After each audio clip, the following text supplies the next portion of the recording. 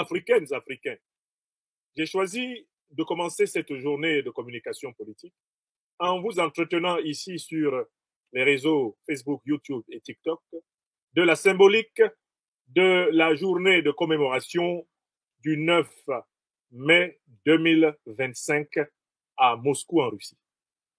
Il ne vous a sans doute pas échappé que tous les 9 mai chaque année, la Fédération de Russie, héritière de l'Empire de l'Union des républiques socialistes soviétiques, célèbre le 9 mai la victoire de l'armée rouge contre les troupes fascistes d'Adolf Hitler, chancelier d'Allemagne, et de Benito Mussolini, qui était donc le duce de la République fasciste d'Italie.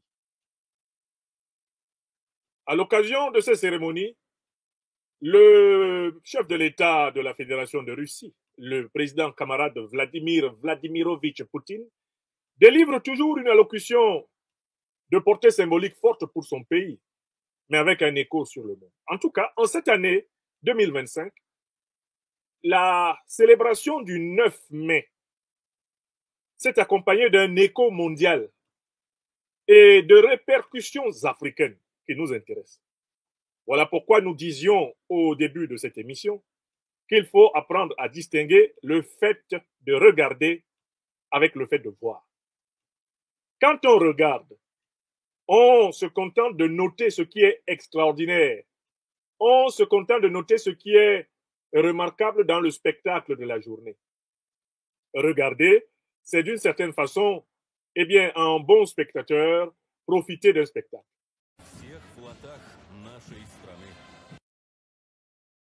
Sur la place rouge de Moscou, 11 000 soldats réunis pour les commémorations des 80 ans de la victoire sur l'Allemagne nazie, mais avant tout pour célébrer l'armée russe. Face à eux, une tribune officielle extrêmement garnie, avec évidemment Vladimir Poutine, mais à ses côtés de nombreux alliés, notamment le président chinois Xi Jinping, mais aussi le chef de l'État brésilien Lula, ou encore un dirigeant européen en la personne de Robert Fico, le président slovaque. L'occasion pour Vladimir Poutine de relier la Deuxième Guerre mondiale à celle en Ukraine. La Russie a été et restera une barrière infranchissable contre le nazisme, la russophobie et l'antisémitisme. La vérité et la justice sont de notre côté. L'ensemble du pays, la société et le peuple soutiennent les participants à l'opération militaire spéciale. Nous sommes fiers de leur courage et de leur détermination. Un défilé qui tombe en plein cessez-le-feu de 3 jours en Ukraine, décrété par Vladimir Poutine, même si Kiev accuse Moscou de ne pas le respecter. Sur la place rouge, des dizaines d'armements, des chars, missiles, systèmes antiaériens, mais également des drones. De quoi tenter de mettre en avant la puissance de la Russie. Vladimir Poutine en a aussi profité pour saluer des soldats nord-coréens, alors que des forces de Pyongyang ont pris part au combat ces derniers mois aux côtés de la Russie. Je voudrais vous parler de la symbolique du 9 mai 2025 à Moscou et des enseignements qu'il faut en tirer pour l'Afrique en lutte pour sa véritable souveraineté. Pour commencer cette analyse, je voudrais vous faire écouter un petit élément percutant, un petit élément poignant sur cet événement qui a été délivré par la radio-télévision nigérienne, l'une des radios-télévisions les plus aimées des Africains aujourd'hui, avec l'ORTM du Mali et la RTB du Burkina Faso. Ce petit élément diffusé sur la chaîne RTN m'a beaucoup plu. Et voilà pourquoi je voudrais commencer par vous le montrer avant d'entrer dans l'analyse des leçons qu'il faut tirer de ces grands événements. Jour de célébration sur la place rouge de Moscou en Russie. Avant le début de la grande parade militaire commémorant les 80 ans de la victoire contre le nazisme, Moscou reçoit ses invités de marque avec les honneurs. Au total, des dirigeants de 24 pays à travers le monde sont sur place pour assister au défilé. Sur le tapis rouge également, le capitaine Ibrahim Traoré, président du Faso.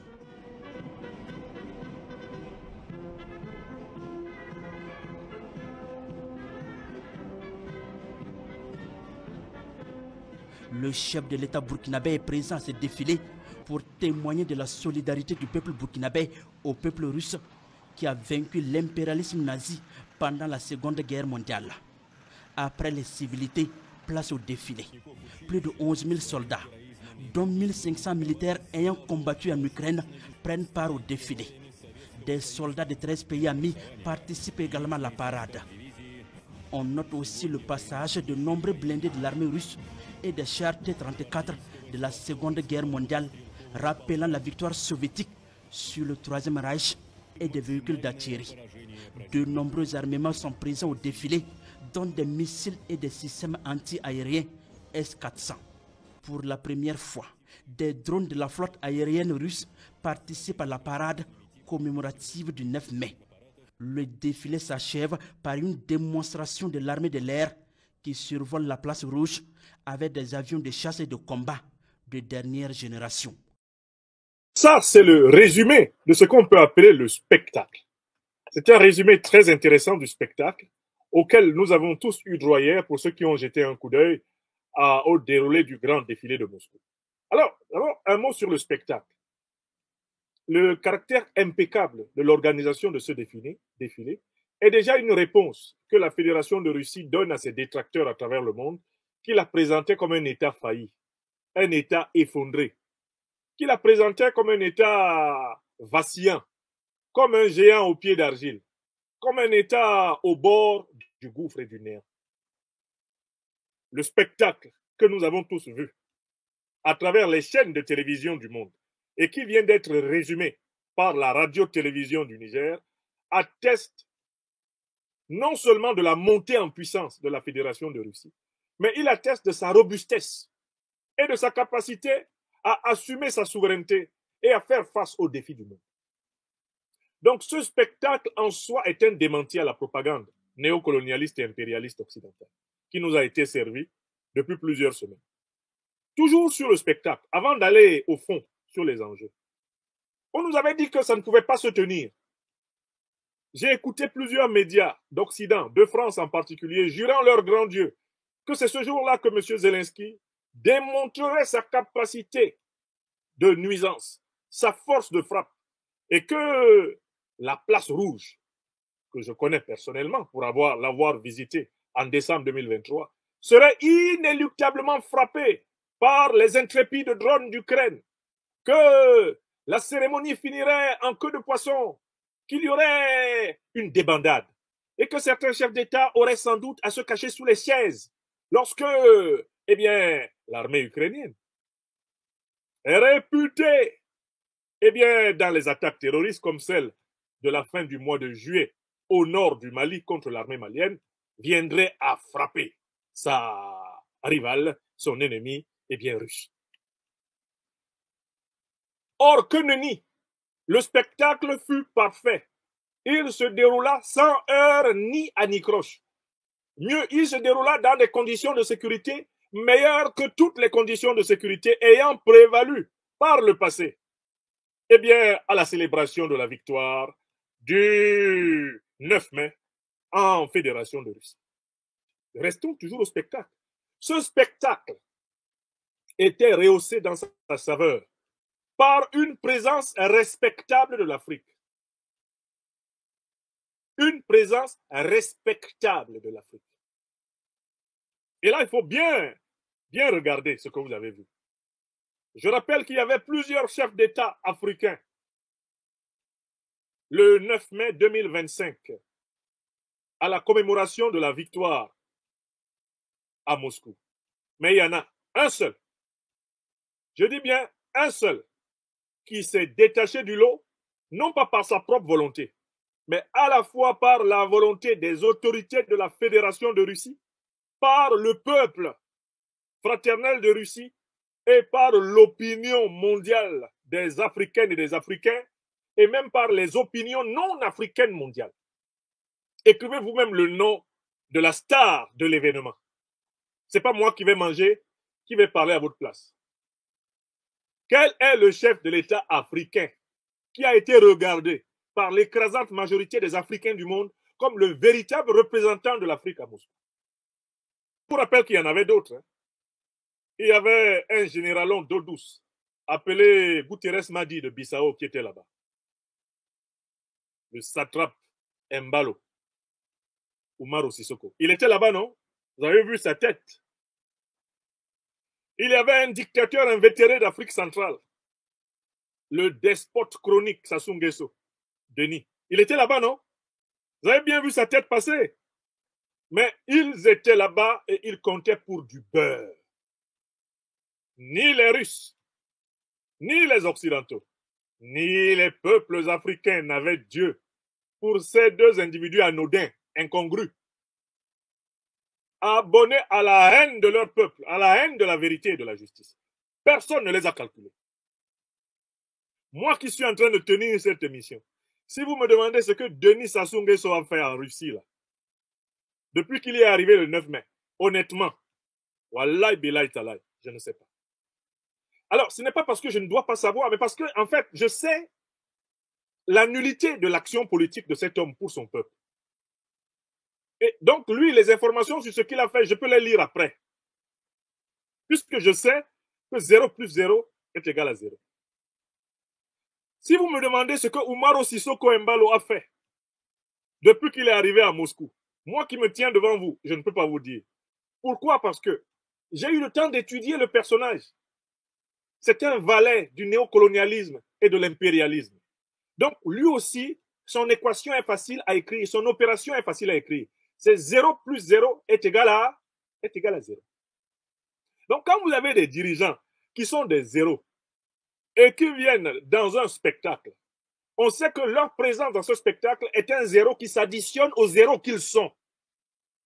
Car ce sont des zéros ontologiques. Et leurs actes, en réalité, sont des actes annulatoires. Ce sont des actes néantisants. Ce sont des entiers systématiquement négatifs.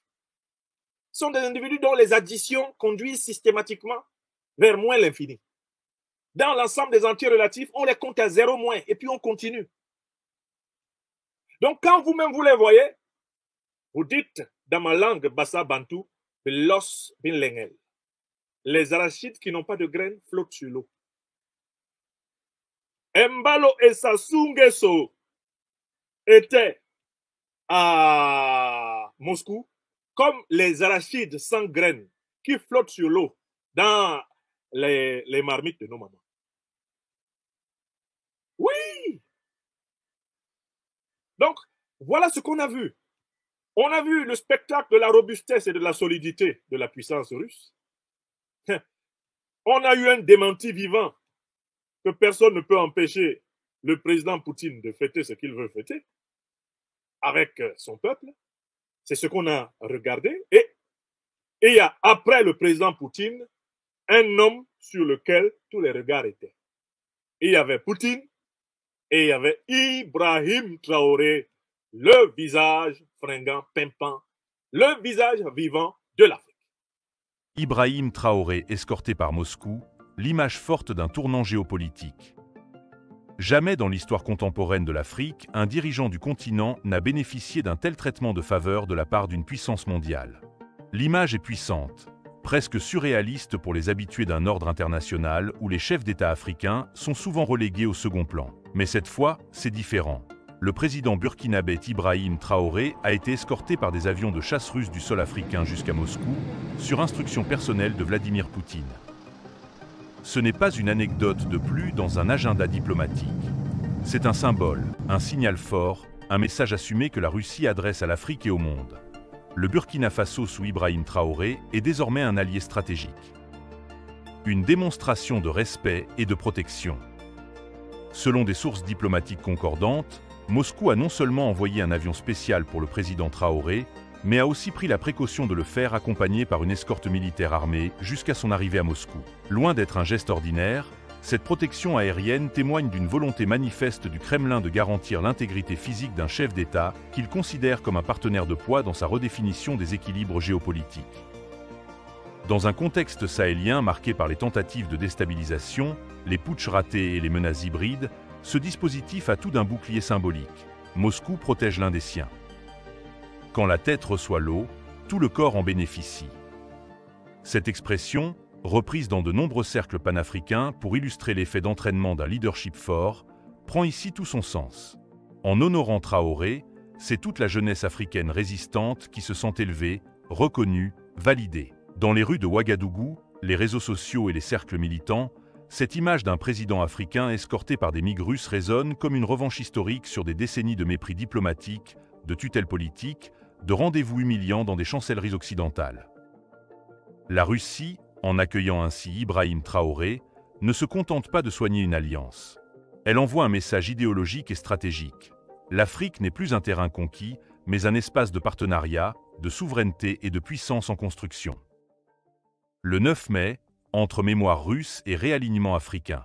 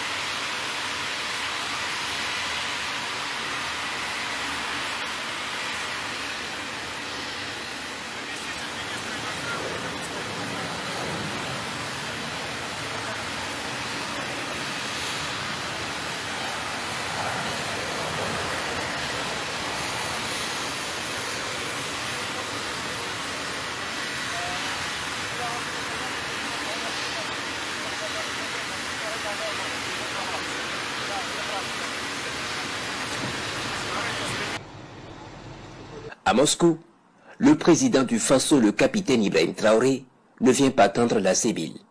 Le chef de l'État vient parler renforcement des relations de coopération entre la Fédération de Russie et le Burkina Faso. Une coopération souveraine et fructueuse pour tous, non seulement sur le plan sécuritaire, mais dans bien d'autres secteurs, tels que l'éducation. Le volet sur lequel nous allons axer, après la défense et la sécurité, c'est le volet de l'éducation. C'est ce volet qui nous intéresse le plus, notamment les sciences. Il faut que la Russie puisse nous aider à former notre jeunesse, notamment dans le domaine des sciences, pour que nous puissions développer chez nous la machinerie, en gros. Que ce soit la machinerie qui va avec l'armée ou la machinerie qui va avec l'industrie. Parce que c'est à ce seul prix que nous pourrons nous développer au sein de l'Afrique. La guerre qui nous est imposée aujourd'hui, et nous pensons que ce n'est qu'une manifestation aussi du nazisme. Parce que le terrorisme qui est là aujourd'hui n'est pas du terrorisme, c'est de l'impérialisme. Ce sont nos terres qui intéressent ceux que nous combattons. Et donc, finir avec cette guerre, avoir une armée forte et lancer le développement de notre patrie, telle est l'essence donc de notre combat. Nous ne serons pas là, peut-être à demander beaucoup de choses, à demander de l'aide ou quoi que ce soit. Mais l'aide que vous pouvez nous octroyer, c'est surtout ce transfert de connaissances que nous voulons. Le président du Faso peut être rassuré. Le Burkina Faso et la Russie partagent le même objectif face au terrorisme et à l'extrémisme violent, foi du président russe Vladimir Poutine. Son pays, dit-il, continuera à soutenir le Burkina Faso, notamment dans le retour de la sécurité pour sa marche glorieuse vers le développement.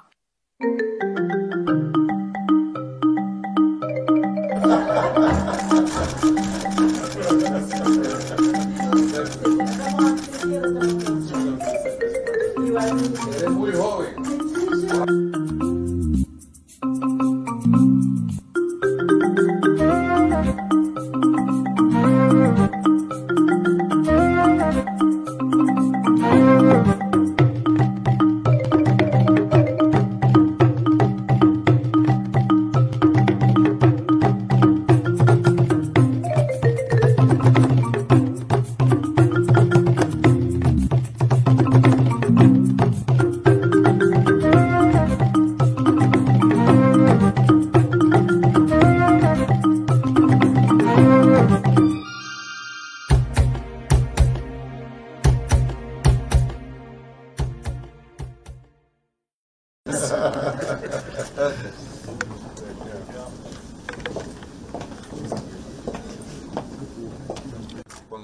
Très heureux de pouvoir rencontrer le capitaine Traoré et ensemble pouvoir jeter les bases d'une relation renforcée entre nos deux pays. Nous sommes les frères et les sœurs d'une même mère qui est la mère Afrique. Et nous admirons la lutte que le Burkina Faso a toujours menée pour la liberté, l'indépendance, la justice. Nous avons bâti de très bonnes choses entre le Burkina Faso et le Venezuela, entre l'Afrique et l'Amérique du Sud. Aujourd'hui, nous avons entamé un nouveau chemin. Monsieur le Président, quel regard portez-vous sur la récente détérioration des relations avec l'Algérie? Alors, vous avez suivi les événements et je pense que tout le monde comprend comment ça fonctionne. Et nous sommes au regret de voir l'incident qui est arrivé à la frontière donc, algérienne avec le drone qu'ils ont abattu. Et il faut le dire clairement, c'est pas amical. C'est pas amical parce que aucun appareil, on n'abat pas un appareil volant comme ça. Lorsque tout le monde connaît le protocole. Donc il n'y a pas à se voiler la face.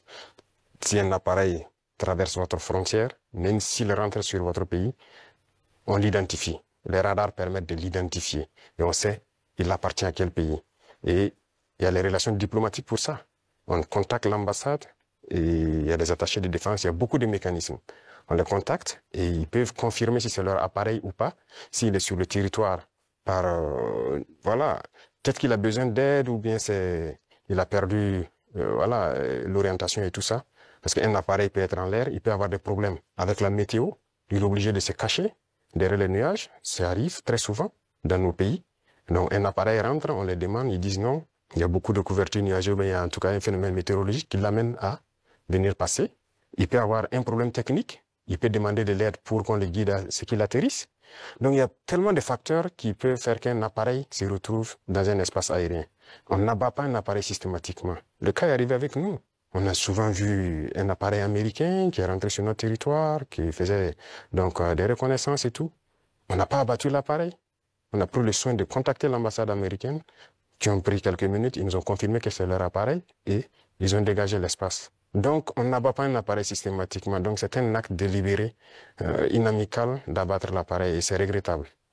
Mais si je comprends bien, vous ne fermez pas la porte au dialogue quand même. Non. Il faut que les dirigeants comprennent que nous n'avons pas le choix que de nous unir face à cette situation de soi-disant terrorisme. Parce que c'est un phénomène assez complexe. Et je vous dis que le Burkina était assis dans les années 2012 à regarder le Mali. Et on était, quoi, le régime qui était en place était ami avec ces gens-là. Certains vivaient même à Ouagadougou. IAG a vécu à Ouagadougou. C'est la réalité. Mais qu'est-ce qui se passe aujourd'hui? Ils se sont retournés contre nous. Ce ne sont pas des gens libres. Ils sont manipulés par les impérialistes et les ordres qu'on les donne, ils donnent à leurs criminels sur le terrain, ils le font. Donc, il faut que chacun comprenne qu'on doit s'unir pour faire face. Il n'y a pas de négociation Sputnik possible avec ces Afrique a gens-là. l'honneur de s'entretenir avec le président du Faso, Ibrahim Traoré. Donc, le capitaine se trouve actuellement à Moscou pour les célébrations du 9 mai. Monsieur le Président, peut-être un petit mot pour nos lecteurs. Bonjour à tous les lecteurs de Sputnik Afrique et merci pour donc cette occasion. Alors je souhaite donc que les chers lecteurs et toute la maison Sputnik puissent contribuer donc à éveiller la conscience en Afrique et un peu partout dans le monde et aider donc les politiques que nous sommes en train de mener pour créer donc un monde multipolaire, libre, un monde de paix. Donc bonne lecture à tous et participez à contribuer à tous les niveaux que vous pouvez à créer donc cet espace de paix que nous souhaitons pour notre monde. Merci. Restez connectés. Le choix de la date, le 9 mai, jour de la victoire en Russie, n'est pas neutre.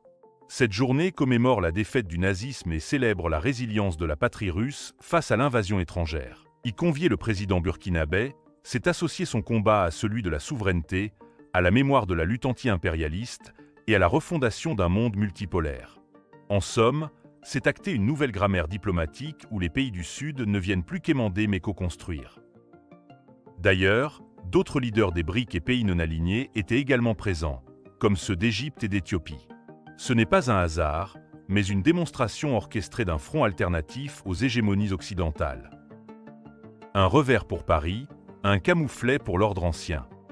Le général François Lecointre, chef d'état-major de l'armée française entre 2017 et 2021, chef du cabinet militaire du Premier ministre sous Manuel Valls, Bernard Cazeneuve et Édouard Philippe, et aussi, c'est bon de le savoir, commandant du groupement tactique interarmes GTIA2 en Côte d'Ivoire entre 2005 et 2007, eh bien, il n'est pas n'importe qui. C'est pour cette raison que ces propos, prononcés dans le cadre d'une interview au Figaro TV, ont fait l'effet d'une bombe. On les écoute. Je suis absolument désolé de voir l'échec de nos engagements au Sahel. Et je pense que de toute façon, nous aurons à nous reposer la question. Parce que nous ne pouvons pas imaginer avoir à nos portes un continent entier qui est en train de s'enfoncer dans la destruction des appareils de gouvernement et des États, s'enfonce dans une forme de chaos, de guerre civile dans beaucoup de pays et de plus en plus de pays, dans des difficultés qui sont liées aux évolutions climatiques, qui sont encore plus dramatiques sur des populations vulnérables comme les populations africaines. En plus, un continent qui va connaître une explosion démographique comme aucun continent n'en a jamais connu. Et donc imaginez que ça se passe là, dans les 10-20 ans qui viennent, et que ça n'aura pas de conséquences sur l'Europe, parce que nous vivons dans une sorte de bulle protégée par je ne sais quoi d'ailleurs. C'est tout simplement inconscient. Et donc je pense que cet intérêt commun-là devrait un jour faire que l'Europe se décidera à agir comme une entité politique qui ira défendre elle-même ses intérêts, y compris par le moyen de l'engagement de ses armées. Le retrait du Sahel fut difficile à accepter pour tous ceux qui y ont été engagés. Je suis le premier à avoir beaucoup de mal à avaler ça. C'est un échec français et européen. Vous voyez ce monsieur ? C'est le général François Lecointre, grand chancelier de la Légion d'honneur et ancien chef d'état-major des armées françaises. Écoutez-le. Ce qui est notre destin commun à nous, Européens, c'est la Méditerranée et l'Afrique, où notre destin se joue. Et donc nous avons en permanence essayé, nous Français, d'entraîner les Européens dans cette prise de conscience de la nécessité d'agir collectivement en Afrique et en Méditerranée. Et je suis absolument désolé de voir l'échec de nos engagements au Sahel. Et je pense que de toute façon, nous aurons à nous reposer la question.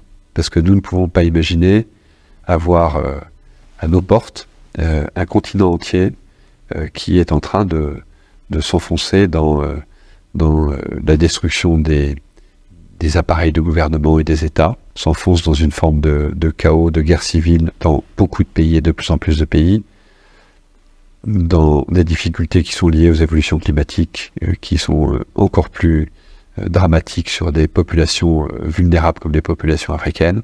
En plus, un continent qui va connaître une explosion démographique comme aucun continent n'en a jamais connu. Et donc imaginez que ça se passe là, dans les 10-20 ans qui viennent, et que ça n'aura pas de conséquences sur l'Europe, parce que nous vivons dans une sorte de bulle protégée par je ne sais quoi d'ailleurs.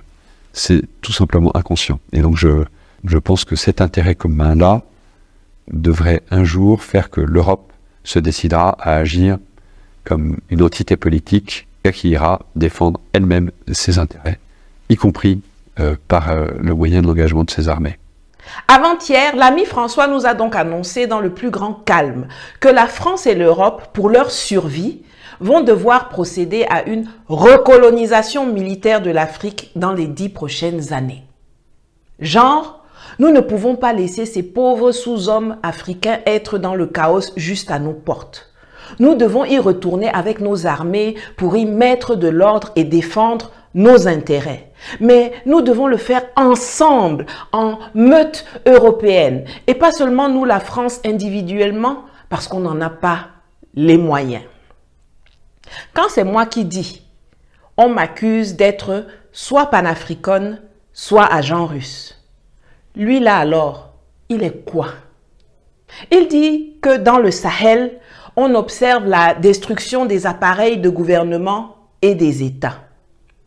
Pourtant, c'est dans son pays que durant les 2 dernières années, le gouvernement a utilisé plus de 23 fois l'article 49.3 qui permet au gouvernement d'adopter des lois sans débat en bypassant le Parlement.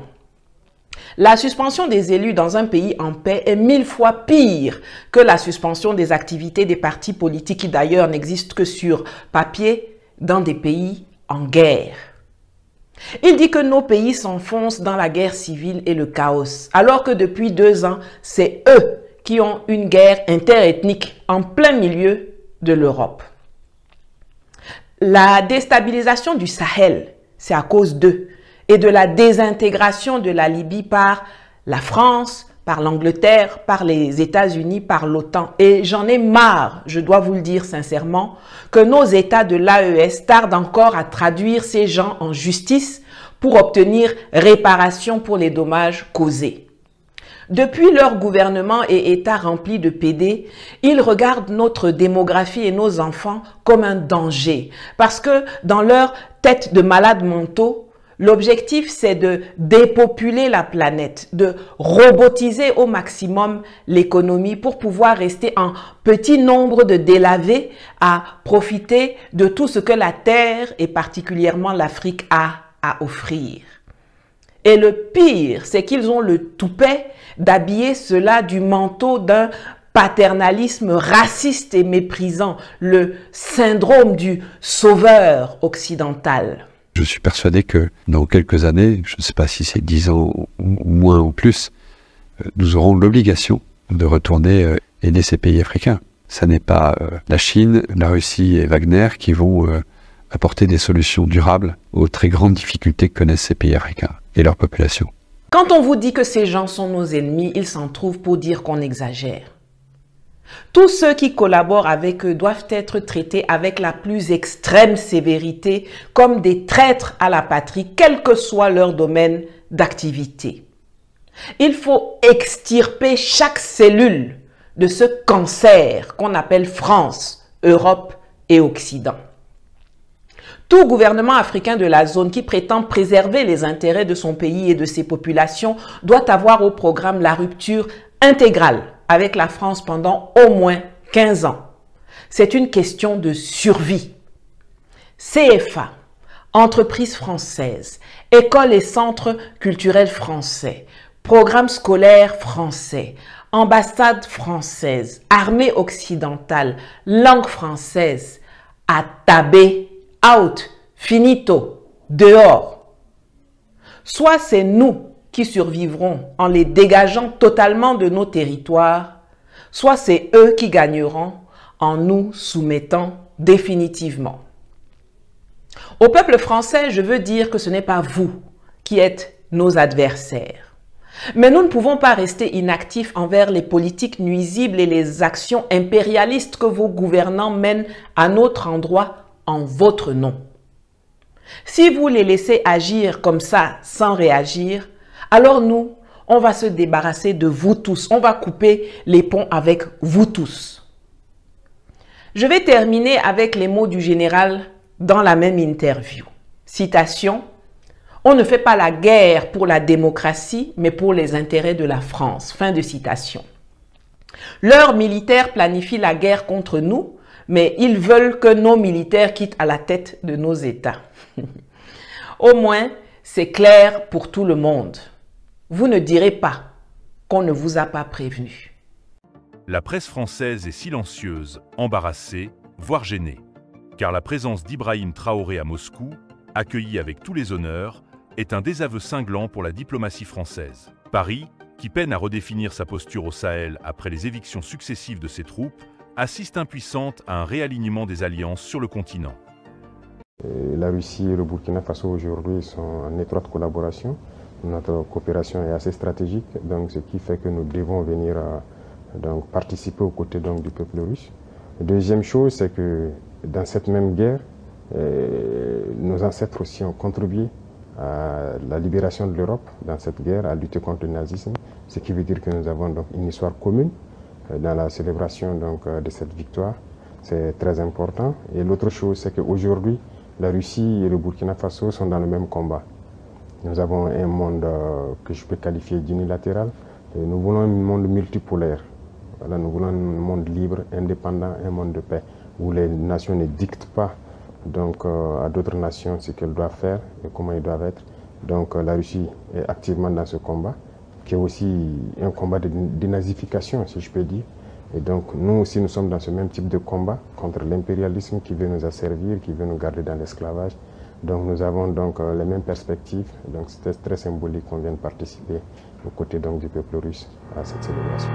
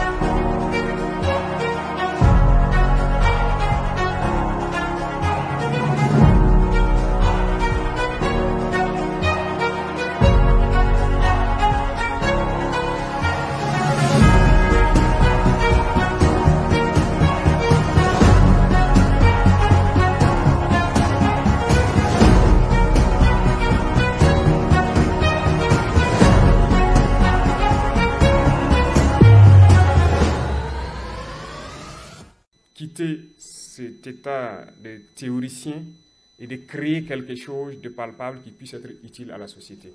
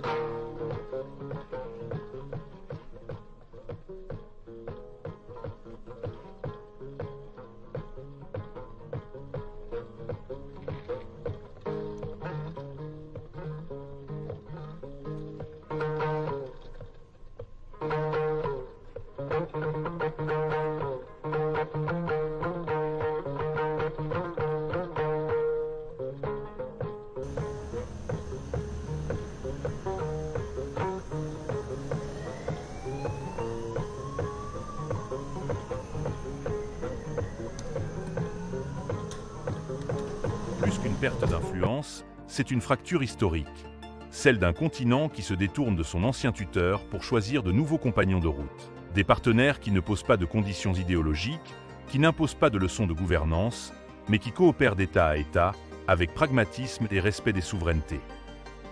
Un monde qui a basculé. La présence du président Traoré à Moscou, les images satellites de l'escorte militaire, les discours officiels et les commentaires enthousiastes de la jeunesse africaine convergent vers une même conclusion. Le monde a changé et l'Afrique ne reviendra pas en arrière. Les symboles comptent, surtout dans un monde saturé d'images et d'émotions. Et celui-ci, d'un président africain protégé par une puissance mondiale, est porteur d'un imaginaire neuf, d'une dynamique que rien ne semble pouvoir freiner. Alors que le Burkina Faso, le Mali et le Niger resserrent leurs rangs au sein de l'AES, que la jeunesse africaine se politise à grande vitesse et que les cartes du pouvoir mondial se redessinent, l'acte posé par Moscou est bien plus qu'un geste diplomatique. C'est un marqueur historique. Le président Ibrahim Traoré, en embarquant dans cet avion spécial, n'a pas seulement volé vers Moscou. Il a embarqué tout un peuple dans une nouvelle ère. Celle où l'Afrique commence, enfin, à voler de ses propres ailes. Likez la vidéo si ce n'est pas déjà fait.